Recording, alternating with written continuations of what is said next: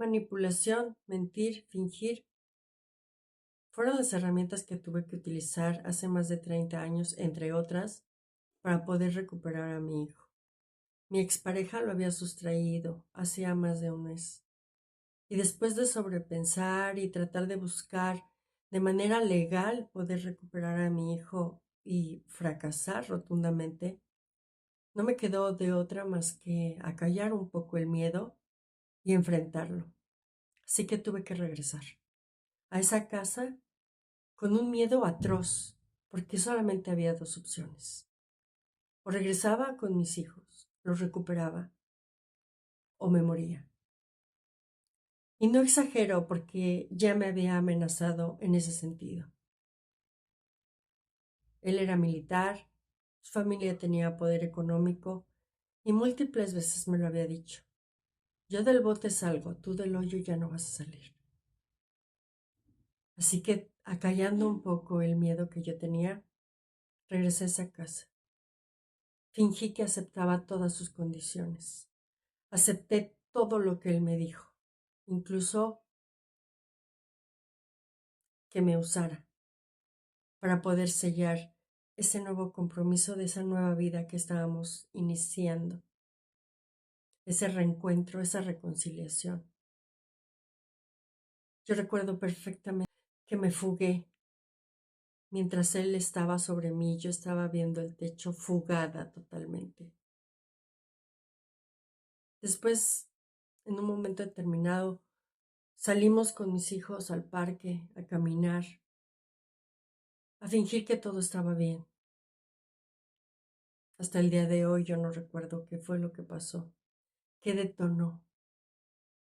¿Cuál fue esa chispa que me hizo reaccionar en ese momento caminando en el parque donde yo tomé a mis hijos de las manos y me enfilé a la casa para tomar mi bolsa y salir nuevamente de esa casa? Por supuesto no lo pude hacer. En cuanto yo crucé esa puerta, sentí el empujón, cómo me sujetó del cabello, me arrastró, me tiró en esa cama, se montó encima de mí, inmovilizándome los brazos con sus piernas y como si se tratara de espantar insectos de ida y de vuelta. Sentí su fuerza en mi rostro.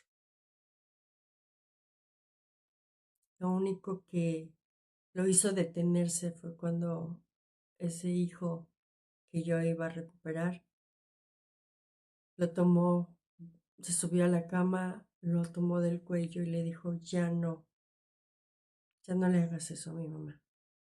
Ver el terror en la mirada de mis hijos, que estaban chiquititos, mi hija ni siquiera podía subirse bien a la cama, le llegaba aquí, o sea, gritaba, decía ayuda, ayuda.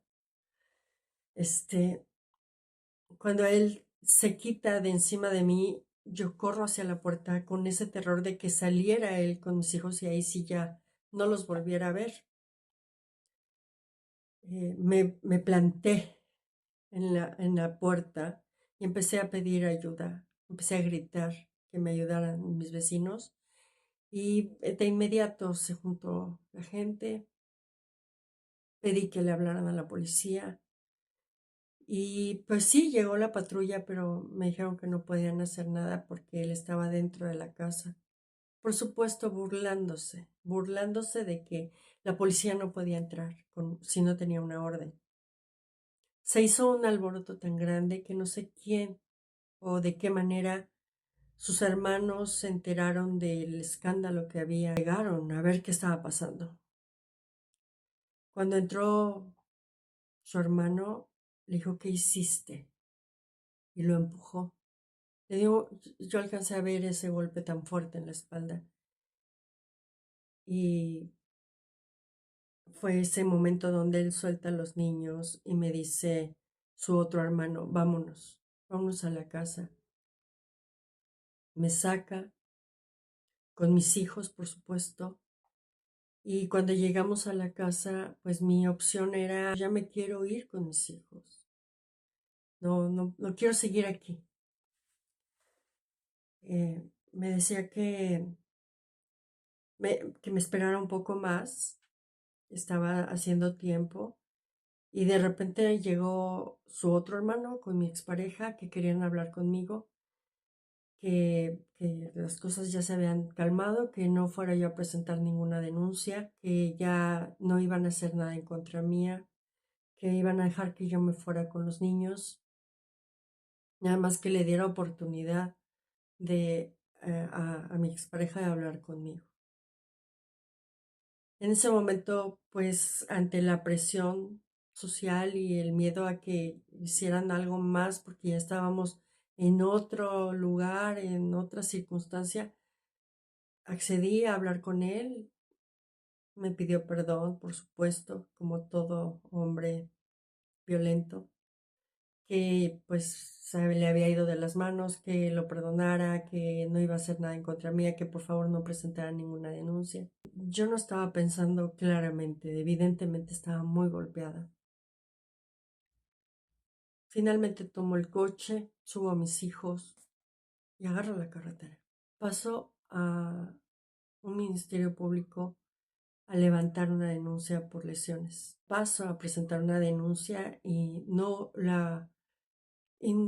me quisieron recibir la denuncia, argumentando que yo no comparecía con un abogado. Y la segunda, que fue la más dolorosa, o la más, no, ni siquiera dolorosa, la que me causó más impotencia fue que el Ministerio Público me dijo, ¿para qué va a presentar una denuncia? Ustedes esas mujeres que por aquí les pegan y al rato perdonan. No nos haga perder el tiempo.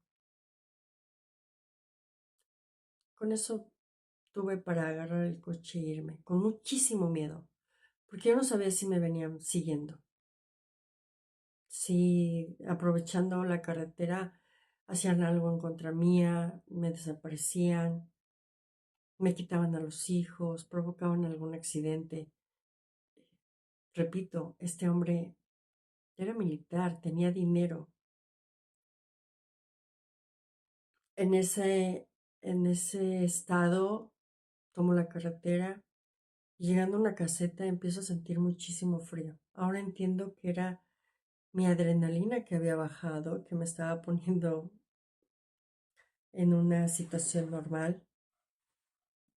O quizá también era la madrugada y me detengo a comprarme un café sin bajarme del coche en una bicicleta que estaba ahí en la orilla. Había también ahí comprando café bueno, unos oficiales de la Policía Federal y estaba la patrulla junto. Me sentí de alguna manera segura. Entonces pido el café y se acerca uno de los oficiales y me dice, ¿está bien? Yo le dije que estaba bien.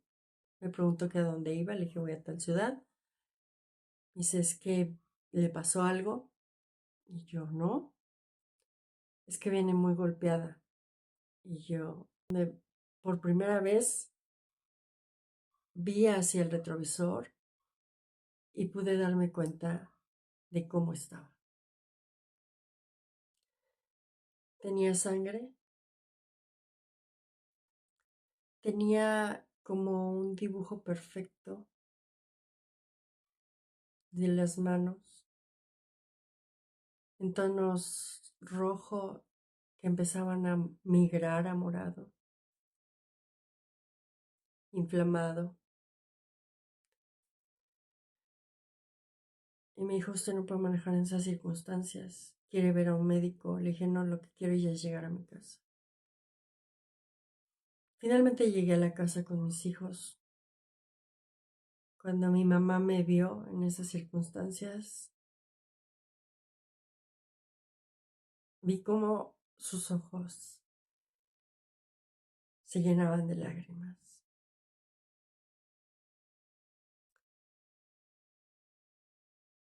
Había pasado una batalla, yo creo que de las más difíciles que había tenido,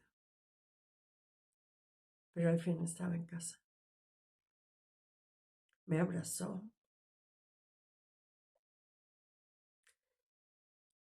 Y como si fuera una niña chiquita me quedé dormida en sus brazos. Al día siguiente la vida comenzó de manera diferente. Pasaron muchos años en los que yo seguí teniendo ese miedo a que en cualquier momento él se apareciera y se llevara a mis hijos. Después de que, como dicen, se calmaran las aguas, por supuesto regresaron las amenazas. Que si devuélveme el coche, que si no te voy a dar dinero, que si te voy a quitar a los niños, que si ya te estoy vigilando, que donde te descuides, que si les da una gripa te voy a denunciar, que sí, que sí, que sí. Eso hizo que durante mucho tiempo yo viviera en un estado de alerta constante. Yo dormía con mis hijos. Yo tenía que tenerlos de alguna manera cercados. No quise ser asfixiante, pero había una comunidad. Yo vivía en un pueblito muy chiquito donde todo el mundo me conocía y conocía mis circunstancias y sabían de los alcances de este hombre. Esa era mi única protección, mantenerlos en el pueblo, donde yo me sentía segura y donde ellos sentía que estaban seguros. Exponer a un niño tan pequeño a esta incertidumbre de, como lo mencioné en el video pasado, de mentiras y manipulaciones. Si quieres ver todo lo que le dijeron a mi hijo, aquí dejo el enlace a lo que lo expusieron a los 3 años, y por lo cual yo, entre otras cosas, porque finalmente era mi hijo, fui a recuperarlo, pues no fue fácil. Estar en ese estado de estrés constante, en esta circunstancia de manipulación, de sentirme constantemente vigilada, juzgada, no me permitió desarrollarme de una manera tranquila, en paz. Hubo muchas situaciones en las que yo no me sentía libre de moverme porque tenía mucho miedo, mucho miedo.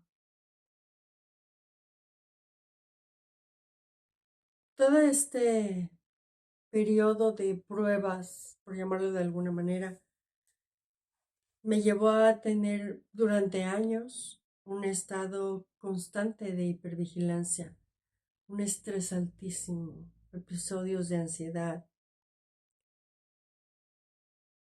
Mi cerebro ya no estaba siendo funcional al 100%. Siempre estaba viendo las cosas negativas, sobre reaccionando. Pero no es que yo, como suele pensarse o de manera coloquial se dice, es histérica, es loca. No, había una amígdala crecida, había un hipocampo reducido, la parte prefrontal estaba funcionando mal y solamente a través del tiempo y de empezar a tener estímulos positivos, empezar a hacer ejercicio, tratar de relajarme. Y ya los últimos años, sobre todo, y hablo tardíamente, los últimos años, me refiero a los últimos 5 o 6 años en los que yo empecé a preocuparme cada vez más por mi salud mental. Finalmente fue durante mucho tiempo un estilo de vida. el estilo de vida de sobrereaccionar, de sobrepensar, de estar en este estado constante de como de no poder respirar. Yo ya vivía así. Si de pura casualidad hoy estás viendo esto, tal vez era porque necesitabas escucharlo. Tal vez estés viviendo una situación similar y si es así, de verdad lo lamento. Sé que no es fácil darle la vuelta a la hoja. Sé que durante mucho tiempo escuchamos frases sobaditas, esas como el valiente vive hasta que el cobarde quiere o eh, yo voy a poder con esto y con más y al final hay un momento en que uno tiene que reconocer sus propias carencias y bajar un poco la guardia y aceptar que necesita uno ayuda. Yo veo ese tiempo de hace más de 30 años comparado con lo que estamos viviendo ahora. Definitivamente no estamos en el mejor lugar, pero no estamos en la prehistoria. No estamos en un vacío legal, no estamos en un ignorar las consecuencias que esto tiene a nivel emocional, físico. Hay mejores herramientas el día de hoy. Hay asociaciones, hay instituciones que ya se encargan específicamente de la vicaria. Me tocó, aparte de vivirlo sin que siquiera tuviera nombre, pero ojalá tú no tengas que vivirlo ni sufrirlo. Definitivamente son situaciones que duelen, pero hay que enfrentarlas y hay que priorizar la salud, no solamente la física, sino la mental. En el enlace te dejo una guía de supervivencia que a mí me ayudó. Gracias por escucharme, por verme, por estar ahí y aquí sigo. Soy Leti, legalmente humana.